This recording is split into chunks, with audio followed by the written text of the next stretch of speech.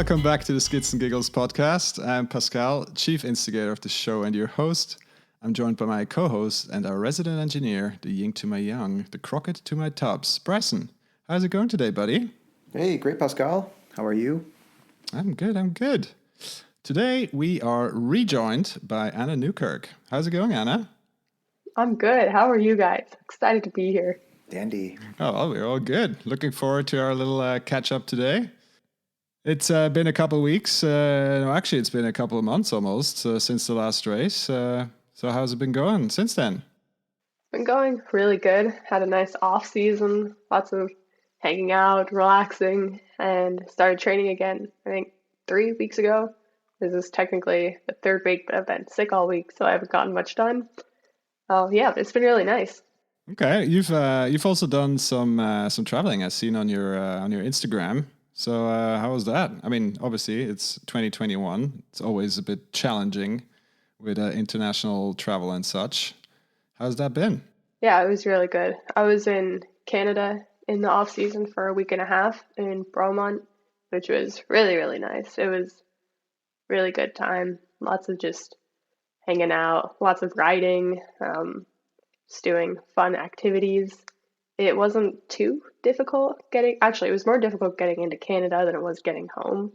I just had to get like PCR test going there, vaccination, then I got tested again when I got there, and going home I just had to show my vaccination, so it's getting easier, thankfully. But yeah, it was a really good time. I had a blast. Very good. So you're feeling recharged going into the off season? You say you just started training again.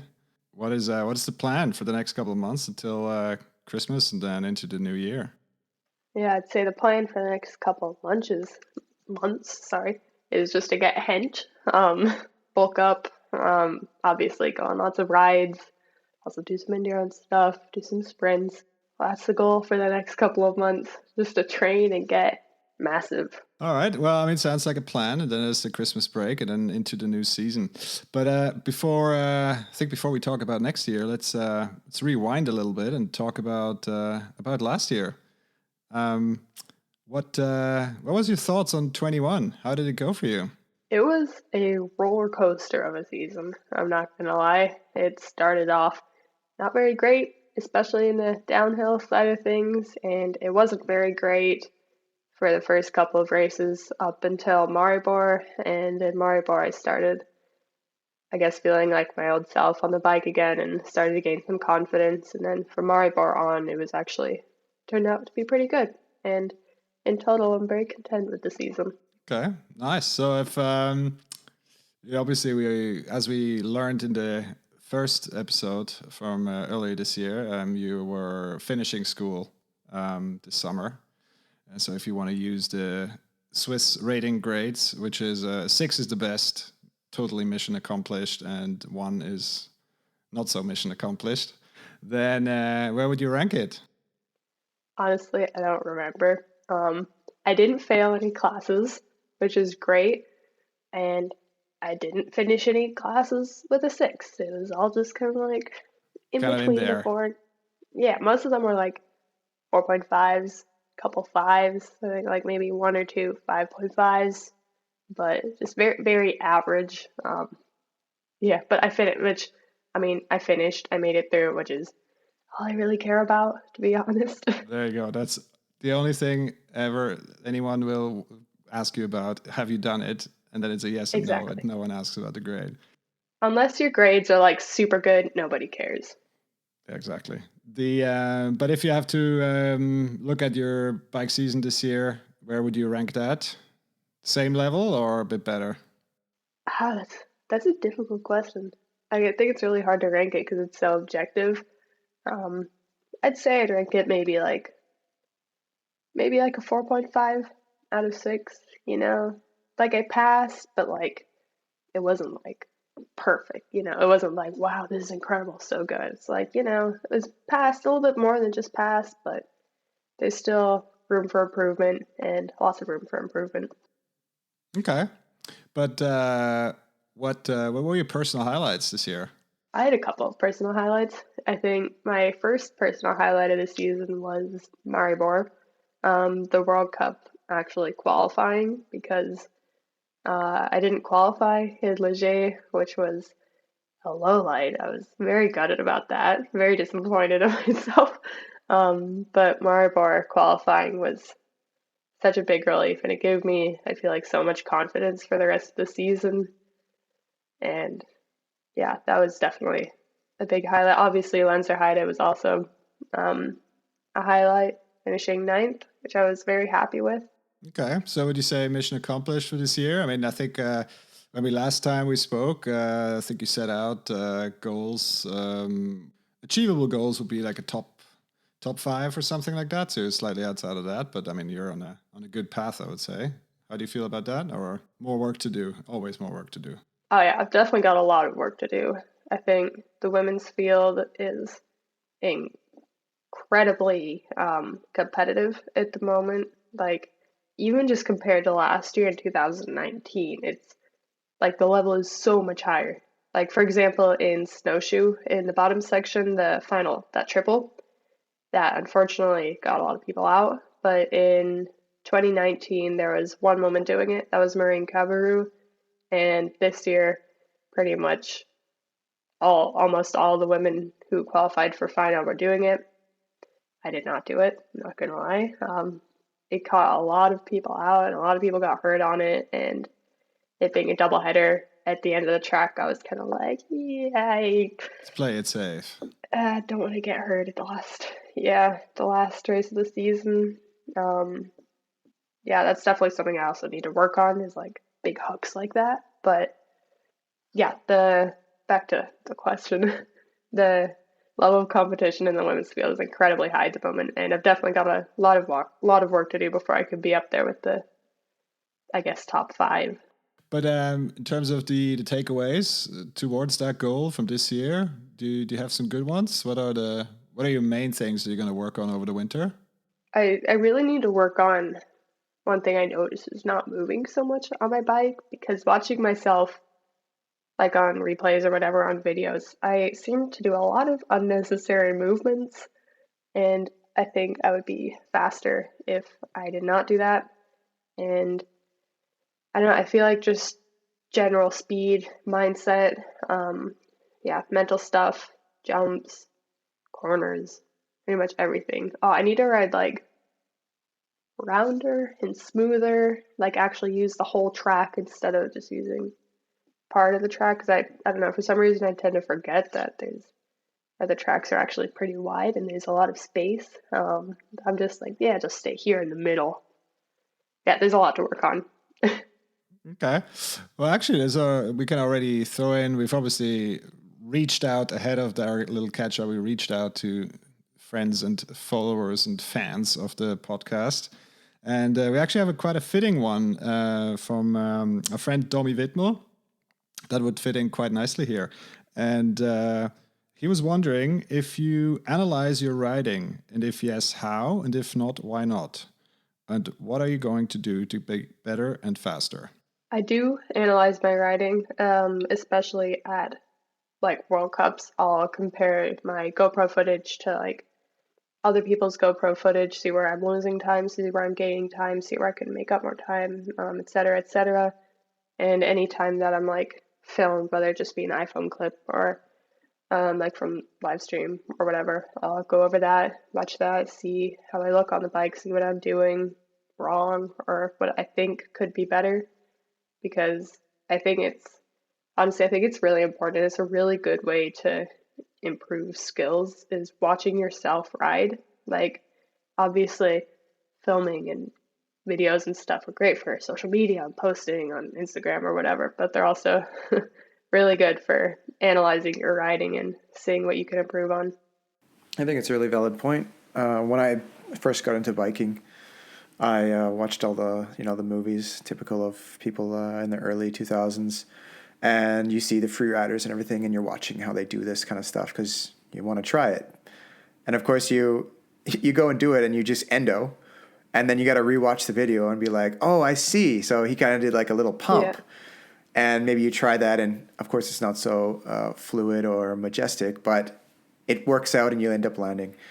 So I was, it's pretty typical. I think a lot of people are doing this. Are you watching any other World Cup riders to see, okay, maybe I can emulate that style, or she took that corner really good. Maybe I want to take it that line, but the same way, not just the same line. Yeah, I do, definitely.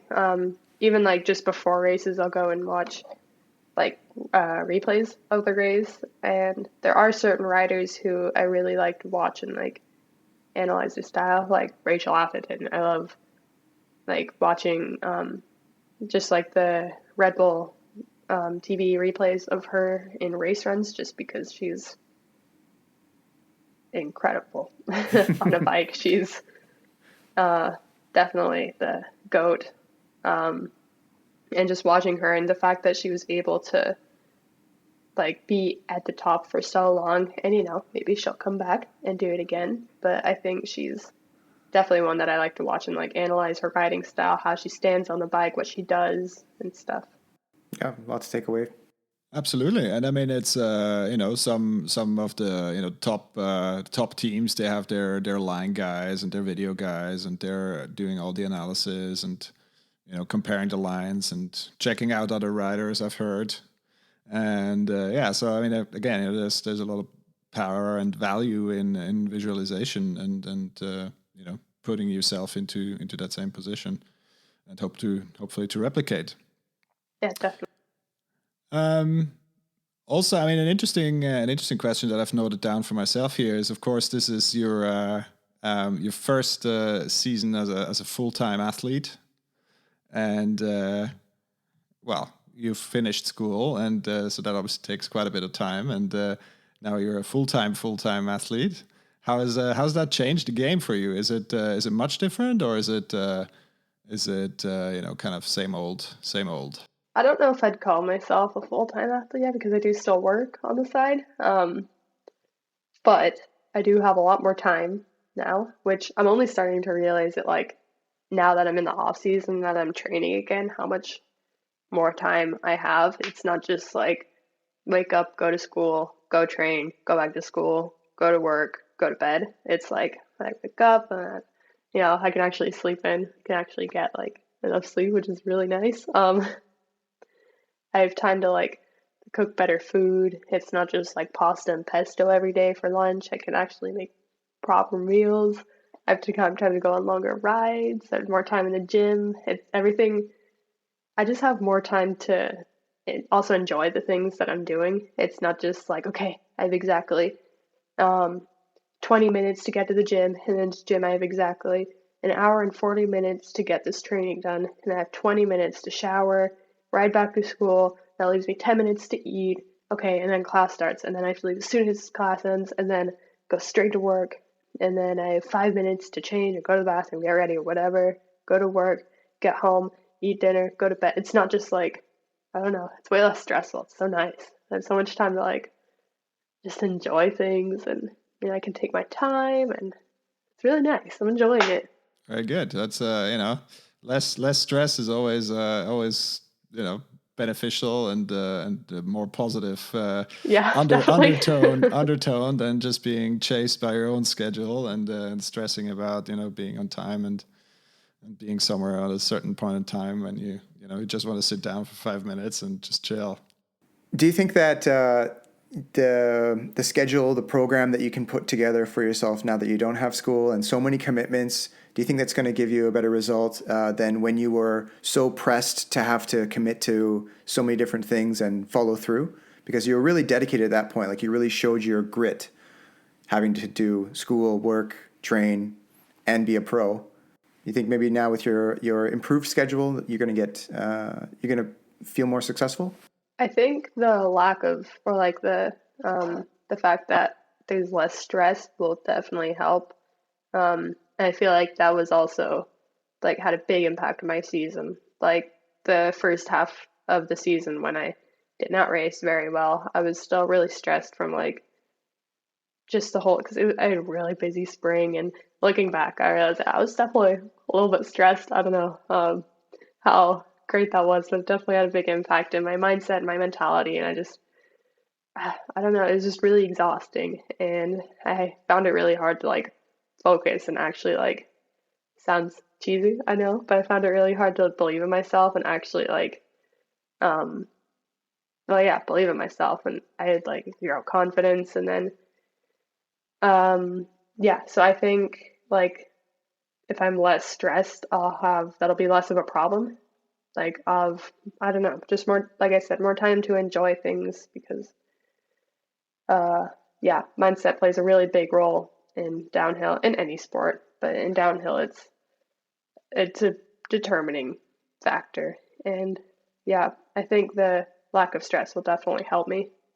Now you have a little bit less stress. Now you have a little bit more self-confidence. It sounds like, two main recipe pieces for a nice cake, I guess you would say, a race cake. But you did do a Enduro World Series this year. Was that just a flash in the pan, or are you kind of, now that you're full pro, are you only going to focus on DH, or are you a little bit leaning towards the enduro side? Because you're on your little bike a lot, right? Yeah, I actually ride my enduro bike way more than I ride my downhill bike, but my heart is still in downhill. I love racing downhill so much more than I love racing enduro, which honestly, I don't love racing enduro that much. I just do it like it's because it's a very type 2 kind of fun. Um, it's, you feel very accomplished afterwards, but it's not like downhill where you're just having fun and where it's like adrenaline rush.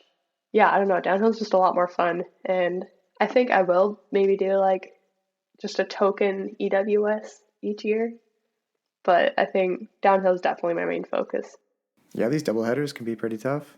Yeah, I wanted to get back to the double headers because of course we talked about it a little bit before the recording. I think one of the hallmarks of the 21 calendar in both the EWS as well as the Downhill World Cup were those double header formats. I think with some mixed reception. So what is it's the first time we have the athlete perspective on this podcast. So how did you feel about the double headers? Well, the EWS doubleheader was definitely hard, but I think the way that they did it was really nice because we had a rest day. Well, we almost had two rest days because after the first EWS, we had like a full rest day, and then the next day was only just like pro stage, which is just one practice lap and then one race run.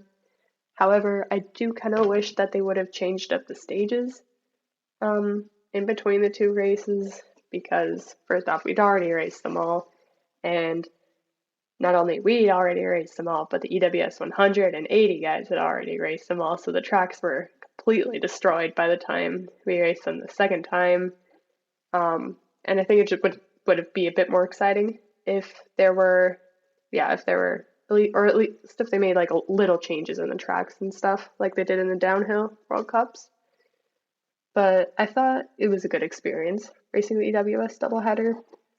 But I do think, I don't know, I think they could stick to just like one race per week.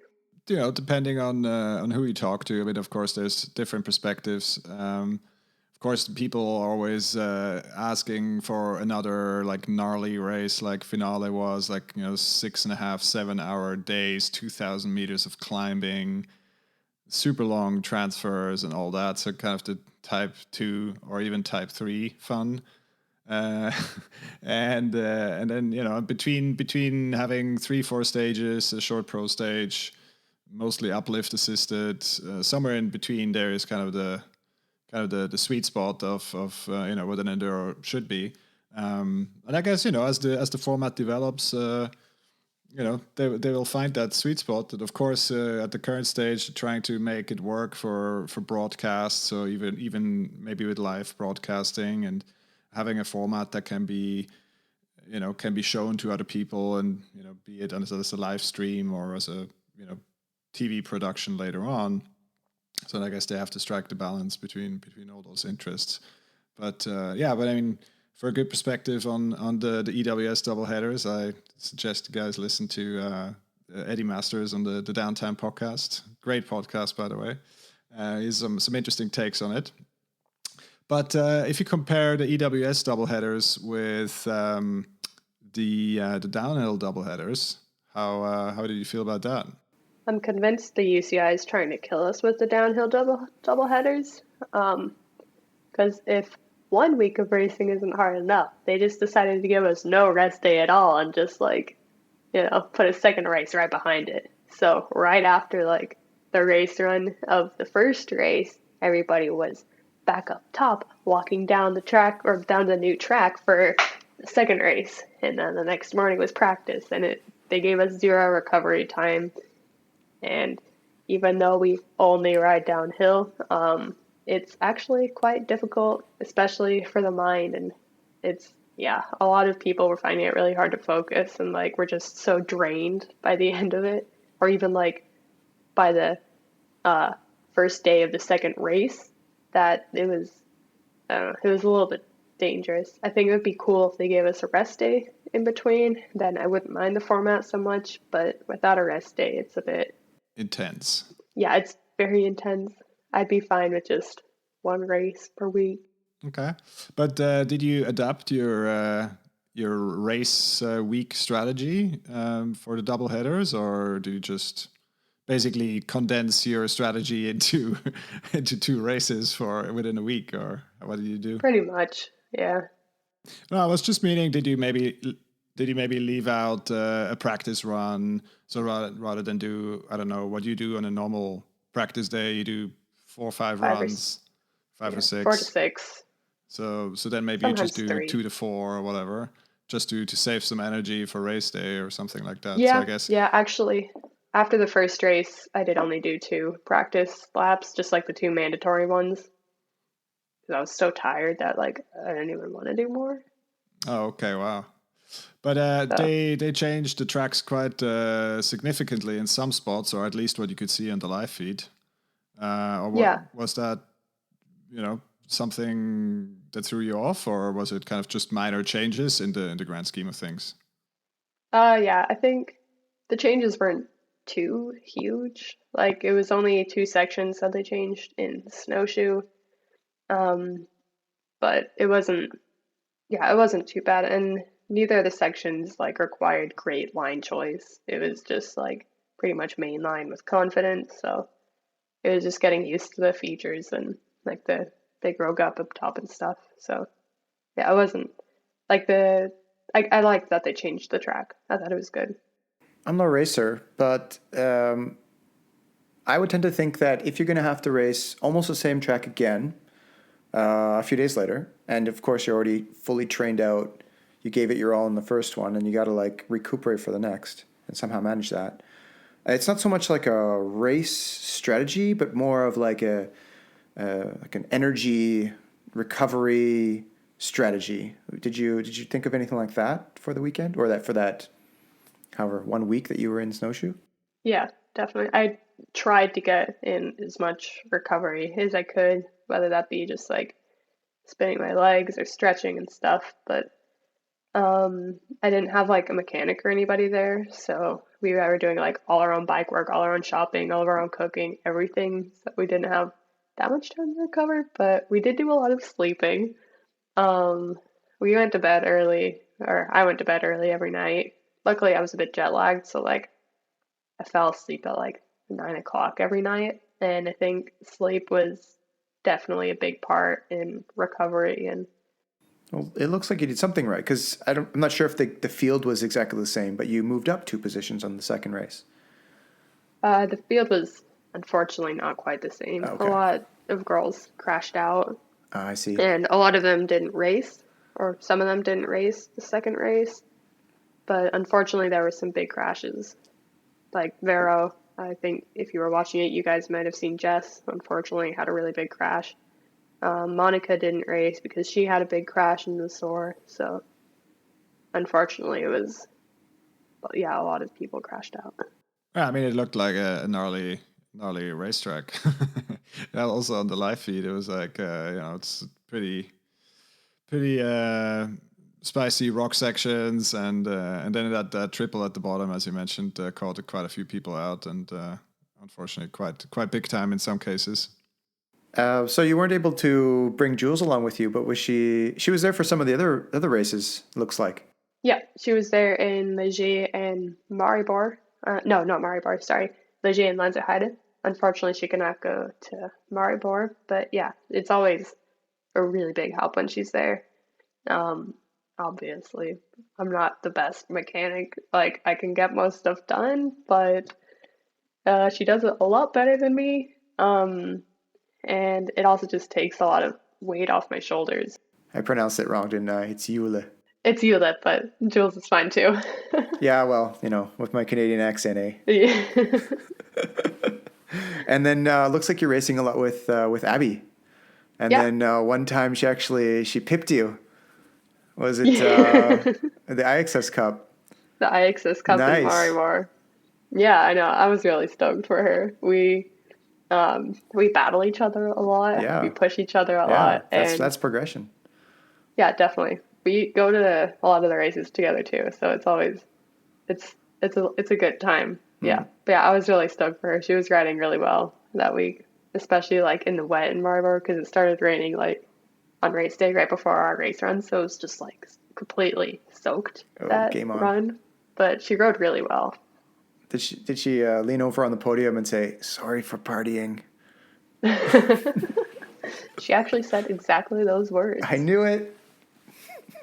How did you know? I put her up to it. Oh, okay, that makes sense. Last time we spoke, we talked a bit about visualization, and we just went over the topic of checking out your video and some of the helmet cam and also some of like the kind of third party footage of you riding, and other riders, of course. And how's it going with the visualization process? The feeling out the track through your mind, and are you still carrying on with that technique, or has it developed a little bit? Put it to the side. What's going on? No, yeah, that's still going good, going strong. I've actually added another, I don't know, I guess this is a visualization session to my warm-up routine. So now once when I'm in the lift going up, I'll visualize everything, like running the track and stuff. And then like, I don't know, usually like 15 minutes before my race run, sometimes 20, I'll go through it again in my head. Okay, so you got it pretty dug in there. Yeah, that very important part of warming up. One of the sore points that I had when we had our first talk was you didn't want to reveal any of your sponsors. And I was trying to nudge you and try to get you to say something, but now it looks like from the social feeds and some of the pictures I've seen like on Roots and Rain and stuff, you got a nice kit. You're pretty sponsored up. So you want to talk a little bit about it? Yeah. So this year I've been riding for Unique Racewear, and I'm not gonna lie, I'm really happy with it. Like, first off, it's really comfortable. The pants are like the most comfortable riding pants I've ever worn. And they do like completely custom stuff. So they helped me like design my own stuff, and well, they designed it for me. And I just said what I liked, but nice. It's really cool. And yeah, I give them some input, and I'm really happy with how everything turned out. Really stoked to be working with them. Brings us back to looking good is feeling good, and feeling good is riding good. Exactly. Look good, feel good, ride good. Yeah, I'm glad you got a bunch of good sponsors on board. It's definitely a help, as you said before. I hope they got the worth out of it. I was really happy with all my sponsors this year. They're, yeah, really great people, really great brands, and it's all, I don't know, it's all just really good stuff. I was surprised myself about how it's like, I feel like in all of the areas, it's like the best of the best, like tires, Maxxis, wheels, DT Swiss, Canyon, Bell, Oakley. It's all like, you can't get much better than that. So I'm very happy. Some of these brands I've ridden, and some of those brands I've not ridden. Would you say like you were really proud of yourself for going after it and trying to get these specific brands? Like, you have to go out there and find these sponsors and kind of do this yourself as a privateer. For myself, if I were to get sponsored, yeah, I'd feel like super stoked because then I'm getting these people who are like believing in me. So how does it make you feel? Yeah, it makes me feel really good. I think sponsorship's a funny thing because it makes it a lot easier if you already know the people, and I already knew a lot of the people and had like existing relationships with them. but I think it's really, really cool when the people and the brands actually believe in you and they tell you that. And yeah, it's definitely a big motivating factor. And yeah, I think it's really cool. Very exciting. Well, I mean, that's a great segue for 22. I don't know if you can talk about any of your program in terms of sponsors and all that. If you don't want to, that's fine. But in terms of the race program, I mean, there's of course there's a lot of exciting stuff happening, both in downhill and there's an enduro. There's an exciting season shaping up. We also have another listener question from Gianluca Hurni, who's one of the guys behind the Swiss Enduro Series. He also wants to know, are we going to see you somewhere in Switzerland racing? Apart from Lenzerheide at the World Cup. Yeah, I'd really like to do one of the Swiss Enduro Series. I wanted to this year, but they didn't really line up with the other races. I could have gone to Lichtental, but I was already in off-season mode then. But yeah, I'd really love to race one. It looked like a really good time. Looked like a lot of fun.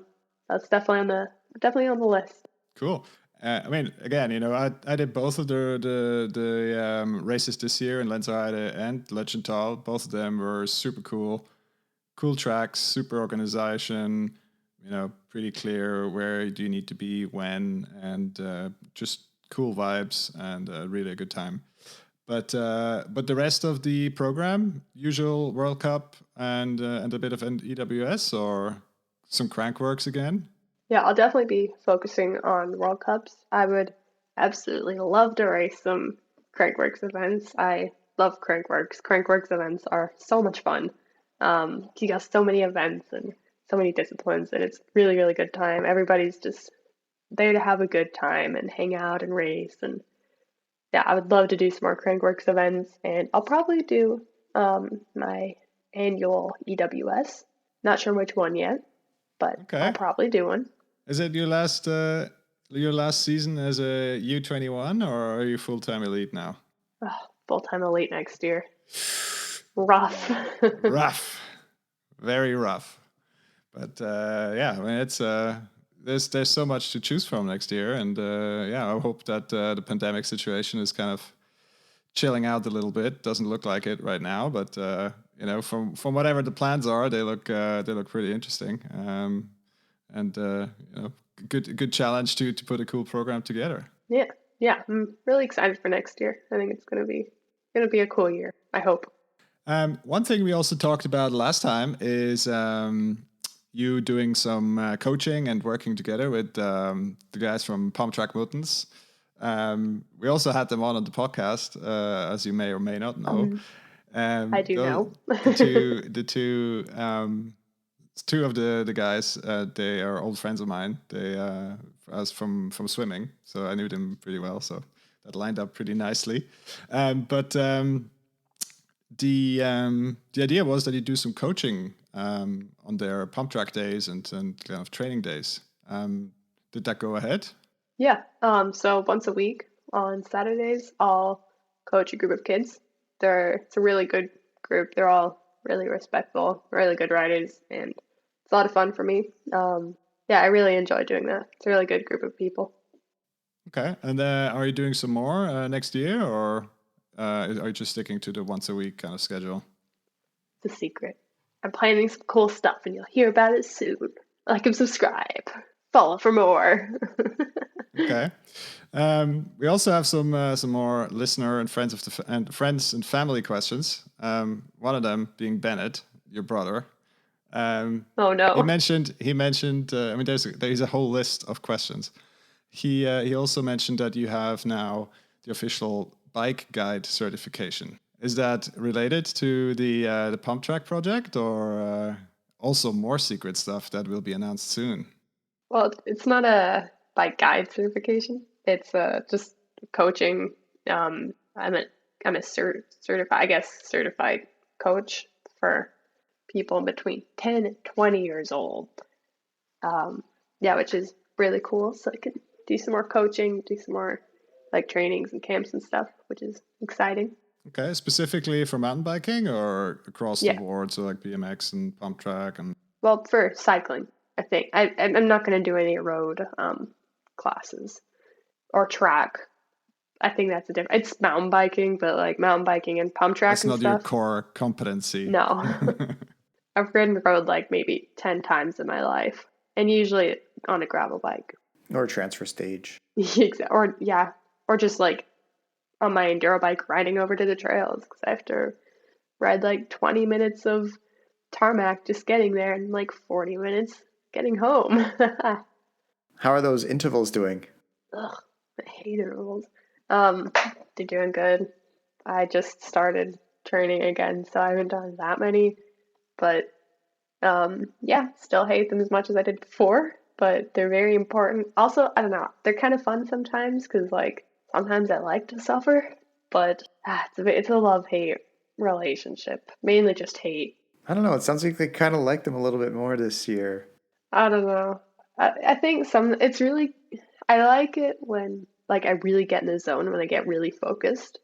Um, yeah, sometimes I'll do them on the indoor trainer and I'll watch like, I really like watching Fast Life while I do intervals. I don't know why, but it's just really motivating for some reason. And it's entertaining and I don't get bored and it's like kind of hypes me up for it. That's also a cool show. Yeah, it's got great narration. I think they did a really good job with it. I think they should sell it to Netflix. Kind of like Drive to Survive, but downhill. Although I don't know if I think they should. But I was thinking about that. What if? I don't think anybody like would watch it. There's a very successful. No, it's not called a reality TV show. It's basically a documentary, kind of similar to Drive to Survive, about the Movistar road team. Unfortunately, it's only in Spanish with subtitles. But from what I hear, it's very good and very well made, and with a lot of drama, and then of course all these characters are coming through, and then throughout the years, people that have watched it, they've obviously engaged a lot more with the team and shown interest in the team and all that sort of stuff. So exactly what you want to do, and I think certainly Red Bull through the TV channel is doing a great job with with some of those formats. I mean, obviously Fast Life is one of them. There's the one about enduro that's also a couple seasons, and personally I like Moto Spy. But so those things, they're really cool. They're like 15 minutes or whatever, and some good easy entertainment. Yeah, yeah. There's like a lot more like especially I don't know like shows like that coming out in mountain biking, like with the Pink Bike Academy, stuff like that. Oh, it's fantastic.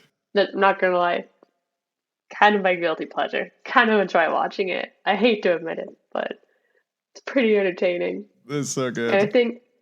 And I think it opens up some good opportunities for people. Like last year there were people who I was like, yeah, they deserve it. But this year they're like, especially two people who I'm like, yeah, it would be really cool if they got a deal because they otherwise wouldn't. And I think it could really open up opportunities for people. And I don't know, just kind of entertaining. For sure. And because on the one hand, it feels like super serious TV, and then on the other, you kind of feel like it is a bit of a piss take on a lot of these reality TV formats, and that's, I think, what makes it so entertaining. Yeah, I know, but I hate admitting that I find it entertaining because it's like you're not supposed to like reality TV, especially like mountain biking reality TV. It's like, no, I don't like that, but unfortunately, I'm easily entertained and I quite enjoy watching it. I think it's got a great story. It's mountain bike reality television, and just mountain bike television has come a long way. I remember pretty much the only show I used to watch was Drop In, so that was like the early Pink Bike days for anyways video content. And it wasn't even hosted on the website until years after it was finished. And it was basically just guys hanging out, saying kind of strange things and riding pretty good. But like, it wasn't kind of curated and, there was no glamour at all. It was like kind of, if I can say it, scumbag mode. But I looked up to it. It was awesome. Kind of like the Atherton Project. I loved watching that. That was like, I don't know, when I was young, I was short. I still like watching it, but I like watched all of it. I loved watching it so much. It inspired me so much to like just go out and ride and like be fast. I don't know. Yeah, very entertaining. Well, if it gets you out of bed every day, gets you into the gym, it can't be a bad thing, right? Exactly. Hey, Anna, in Leger, you didn't manage to qualify. What was your nail color? Thought you said this would be lighthearted. I don't remember. Oh, I think it may have been red, but maybe gray. I don't know. It's usually like one of three colors. It's usually red, gray, or black, or white, but it wasn't white. I think it was red, but I don't think that had anything to do with it. I think I didn't qualify just because I was too slow. I also had to pass somebody in my run, but even if I didn't, unfortunately was too slow there. Okay. Well, we have a follow-on question from the first episode, and one guy on Instagram wants to know if the favorite mud taste has changed. We obviously had some wet and muddy races this year. Last time it was Val di Sole because of the pizza tasting mud, and now it's the Leger baguette tasting mud. Honestly, I didn't taste that much mud this year.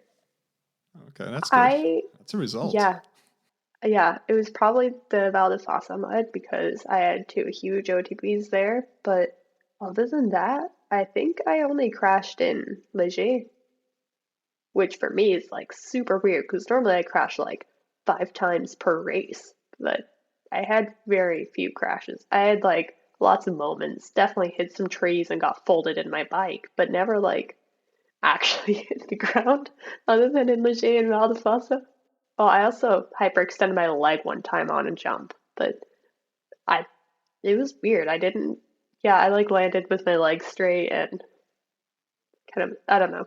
Anyways, I didn't taste that much mud this year, but the best tasting mud this year was Val di Fassa. But in total it's Val di Sole, definitely. Okay, good. So that still stands. still pizza Yes. flavored or what? Still pizza. Oh. Well, I don't know, I didn't taste it this year. This year was very dusty. Oh, Yeah. okay. Oh. Well, then it must be still pizza flavored. It's not going to change so easily. So, Anna, last time we talked about how you have a couple of bike riders in your family, and Bennett being one of them. Fast dude, Yes. wild on a bike, but he stepped away from racing, and you kept going. I caught up with him just shortly and asked him, "Hey, why was it?" Because we didn't really get the story from Anna, and I guess I'm not going to paraphrase or whatever, but just to sum it up, it wasn't where he wanted to take himself at the time. But he's really lucky to have done it because it allowed him to find what he loves so much about riding, and he came back to it. So now he's been in the industry actually working, and loves riding his bike now. Are you riding with him a little bit? Yeah, I go riding with him occasionally. He doesn't ride that much. Especially when it's winter and rainy. He might get mad at me for saying this. He's a bit of a fair weather rider. But yeah, I do enjoy riding with him. It's also a bit frustrating because he never rides, and then he'll get on the bike and like manual down the whole road, and I'll be like, I ride every day and I can't do that. But yeah, I do enjoy riding with him when he goes and rides. Maybe he's just a little bit over respectful to the trail crew. He just wants to make sure he's not making it any worse. Could be. Let's go with that. Well, let's go with that. Yeah. But funny enough, at the same time as Bryson was reaching out to Bennett, I was also reaching out to Bennett for some double team for some more lighthearted inputs, and I think we just pick up two of those. And one of them is we should be discussing where you want to live. So obviously you live in the best place on earth. So Basel, Rien, my hometown. Rien. And so A, why would you want to change? And B, where else would you go? I would want to change because I can't afford to live in Rien by myself. First off, it's mainly just like family homes. There aren't really any like 1 or 2 bedroom apartments. It's mainly just like townhouses or like bigger apartments.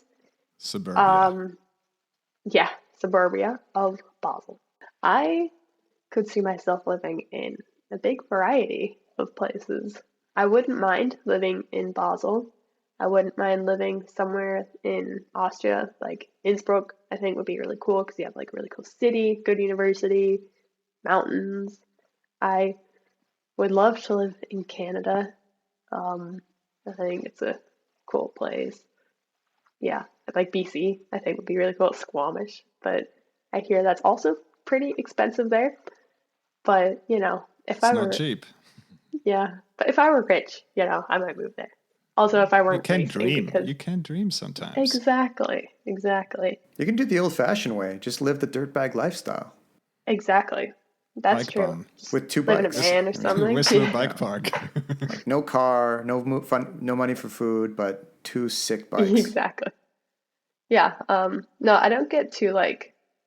I don't see myself ever being like bound to one place. Yeah, I don't see myself just staying in one place for the rest of my life. Like, there's so many cool places and different places that I'd love to live, and I don't mind.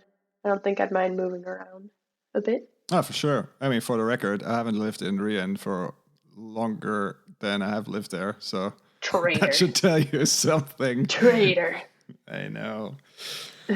Okay, and that's some good insight. The other thing I wanted to touch on was there is a story about a cat and a story about Slovenia. Go. Yes. Now we're getting to the most important part of the podcast. You talk about my cat. Oh, when we were in Maribor, there was this little tiny stray kitten at the our accommodation, which it wasn't like in the city. It was in like kind of in the forest outside of the city. But sorry, I really have to cough. At which point, Anna broke out into the gnarliest coughing fit we've ever heard. She herself described it as casually dying in the middle of a podcast. But she was fine in the end. Back to the story. When we were in Maribor in our apartment, well, it was a house, in the middle of the forest, there was a stray kitten. And he was super small, and he'd always run away from us. He was super scared of us. So, like, I love cats. I'm a big cat person. I was like, oh, I have to pet this cat at least once. So we'd always just leave bowls of milk out for him. Just in case he got hungry, because obviously he was a stray. He was very small and malnourished and skinny, and he didn't seem to have a mom. And so we just leave like milk and stuff out. And then one day he got trapped inside of our house because for some reason he was just, I don't know, hanging out in there. And then so we had to find him. He kept like running away from us.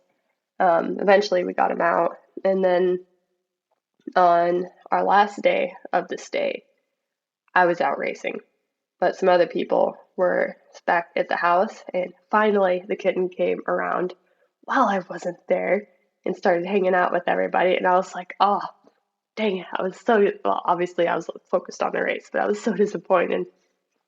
And then when we got back that evening, he was, just hanging out, and he like came up to us. He started trusting us, and I don't know, he just wouldn't leave us alone.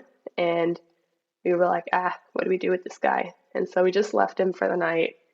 He stayed around for the night, and the next morning when we had to leave, we were like, so what do we do with him? And so I called my parents. I texted them. I was like, yo, can I bring this stray kitten home from Slovenia? And at first they were like, we don't know about this. Because, well, at that time, my other cat, Steve, had just ran away. He's fine. He's back now. He just got like trapped in a warehouse, we think, because we have like a warehouse right next to our house. He just got trapped there for a couple of nights, but he's fine. Steve. They were super worried about him. Gosh, yeah, right? Gosh darn Steve. But eventually they said yes. So we went to the pet shop, bought him a cage, and then smuggled him across borders. And we actually because technically you're not supposed to smuggle cats across borders unless they have passports. And we got stopped at the first border crossing into Slovenia. I don't know if I should be talking about this on a podcast, but yes, we got stopped at the first border into Slovenia, and the dude came up to me. He was like, we had to show our IDs, passports. He asked where we were going. I was like, oh, we're just going home. He's like, what are you in the van? I'm like, oh, just bike stuff. And the cat was like right next to the the back passenger side door. And he was like, can I open this door? And I'm like, no, but you can open up the back door. And he was like, okay, sounds good. So he walked around, opened up the back door. I walked around with him. I'm like, yeah, nothing to see here, just bike stuff. And then he's like, all right, have a good day. And so, yeah, the fact that he didn't think it was suspicious that I said he couldn't open up that door, but he could open up the back door, is a little bit alarming, considering he is, that should be an instant red flag. But yeah, and so then, yeah, all the rest of the borders went smoothly, didn't get stopped one other time, and now he's getting super big, and he's very healthy and very crazy. He does is run around and terrorize people, but he's super sweet, and he loves being around people. Like, he can never be alone. He just always has to be around people. And he's a sweet cat. He's really cool. I'm really glad that we brought him back. That's a great rescue story. Yeah. But what does Steve think of him? Steve likes to be by himself. But his name, by the way, the kitten's name is Mačka, which means cat in Slovenian. Creative, I know. And Mačka is like crazy and loves to play, and Steve likes to be on his own and doesn't like to play too much. So anytime Mačka will come up to play with him, Steve will just hiss at him, which not like in a mean way. He doesn't mind Mačka. He doesn't mind being around him and stuff, but he just doesn't like to play, so he'll just hiss at him. It's kind of like that. I like you when you're over there. Exactly. Or when you're not like playing with my tail or hitting me and bugging me. That's a great cat story. Thank you. All right. I guess that's the end of the listener questions. There was actually quite a few more, but most of them we covered in the first episode. So if you guys haven't listened to that, you can find it on our website. You can find it on Apple Podcasts. You can find it on Spotify, YouTube, wherever else you listen to podcast. Anna, is there anything else you wanted to talk about? Yeah, actually, how do I find you guys on social media? Funny you should ask. I was just about to do the ending credits today. Before we wrap it up, let's just briefly do our spiel with our social, where you guys can find more information about the Skids and Giggles podcast. We are currently most active on our Instagram, where you can skid right into our DMs and follow along at Skids and Giggles. And you can find our website with all the relevant links and info under the URL skidsandgiggles.com. Also, if you guys like what we're doing and want to know what's up, just give us a follow on Spotify, hit subscribe on Apple Podcasts or wherever else you listen to great podcasts. Well, with that, I think we really wrap it up. Anna, thank you very much for your time. Thank you for having me. Bryson. Pleasure as always. And hope to see you soon. Bye, guys. Ciao.